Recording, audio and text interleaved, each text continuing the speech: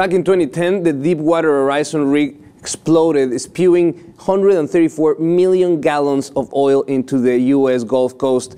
After that, 11 people died in the explosion, and today, federal prosecutors and the approval of a judge decided to drop the charges of manslaughter, so no one is going to go to jail after the BP disaster, Nick. And this is angering, especially to the family of those 11 workers that died in this oil rig that obviously was working on their terrible conditions out of greed. Right. I mean, why wouldn't those at the top be responsible? They are responsible for the health and safety of all of their workers. And it's like that with almost every business out there. It should be the same for these guys who have billions of dollars. That's the case. This happened in New Orleans in the court.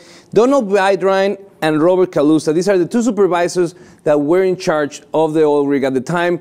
They were facing the manslaughter charges, and the prosecutor said that the legal frame has changed since they brought the charges, and now they don't think that they reached the legal threshold to get a conviction, so they decided to drop the charges. And now we see that the story repeats itself. Like with the big banks, the energy sector, they seem to enjoy an immunity from legal and penal charges, and money can get them off the hook really, really easily. Oh, without a doubt. You have the money, you're able to somehow magically elude all charges against you, whether you're responsible or not. I mean, it's definitely, Jose, certainly not a coincidence. Let's just say that. Yeah, well, those were not the only setbacks that government had. David Riney, a former BP executive, he was also acquitted of manipulating the data that said how much oil was released into the ocean, and we keep seeing that with money, those in charge of the disasters that are hurting the planet can get off the hook.